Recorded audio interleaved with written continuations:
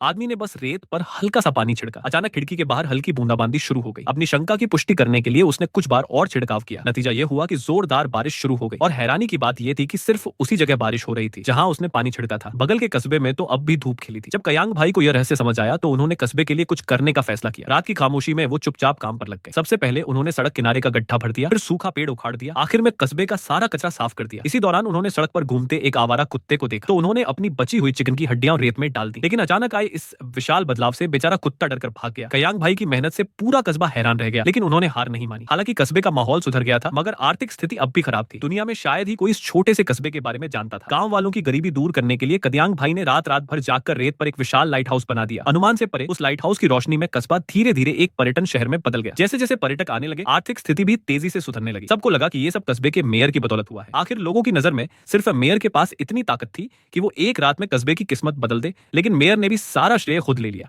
ये देखकर चुपचाप काम करने वाले कदयांग भाई गुस्से से भर गए। उन्होंने सोचा कि अब इस ढोंगी को सबक सिखाना होगा। वो घर लौटे और सबसे पहले रेत पर एक छोटा पत्थर फेंका। अचानक कस्बे के आसमान में एक टूटता तारा गुजरा और सीधे मेयर की लग्जरी कार पर गिरा। फिर कदयांग भाई ने अपना 10 साल पुराना जहरीला मकड़ी निकाला और उसे मेयर के रास्ते पर छोड़ दिया। आधी रात जब मेयर टहल रहे थे, उन्होंने अचानक देखा कि एक विशाल मकड़ी उनके सिर पर बैठा है। वो इतने डर गए कि उनकी जान सूख गई, लेकिन अगले ही पल वो मकड़ी गायब हो गया। मेयर अकेले ही सड़क पर कांपते रह गए। कयांग भाई ने अपने शीशे के जार में पुराने पालतू मकड़ी को देखा और संतोष की मुस्कान दी। अब मेयर को सबक मिल चुका था। उन्होंने सोचा अब और बहस की जरूरत नहीं और फिर से कस्बे की भलाई में लग गए। जब सारे गांव वाले सो रहे थे, उन्होंने मॉडल से पुराने लाइट्स उतार दी। अब की बार वो शानदार नियन लाइट लगाने वाले थे जो पूरे कस्बे को रोशन कर सके और बाहर से और सैलानियों को आकर्षित कर सके। मगर नतीजा उल्टा निकला। कस्बे की बिजली व्यवस्था ठप हो गई और पूरा कस्बा अंधेरे में डूब गया। गांव वाले मेयर के पास पहुंचे और बिजली बहाल करने की गुहार लगाई। मेयर ने ऊपर वालों से सलाह करके बताया कि इस बार की गड़बड़ी इतनी बड़ी है कि सभी बिजली की तारें जल चुकी हैं। कम से कम एक हफ्ता लगेगा मरम्मत में। ठंडी सर्दियों में बिना बिजली रहना असंभव था, इसलिए गांव वालों ने विरोध शुरू कर दिया। मेयर को भागना पड़ा, लेकिन गुस्साए गांव वालों ने उन्हें इतनी आसानी से नहीं छोड़ा। हालात बिगड़ते देख कयांग भाई को सामने आना पड़ा। उन्होंने मान लिया कि बिजली कटने की वजह वही है। उन्होंने बताया कि उनके पास एक जादुई रेत का मॉडल है, जो भी काम उस पर करते हैं वही असल कस्बे में घटता है। उन्होंने वादा किया कि वो एक दिन में बिजली बहाल कर देंगे, लेकिन गांव वाले उनकी बात पर यकीन नहीं कर रहे थे। सबको विश्वास दिलाने के लिए उन्होंने घर जाकर रेत पर माचिस जलाई और अगले ही पल कस्बे में भीषण आग लग गई। अब सबको उनकी बात पर यकीन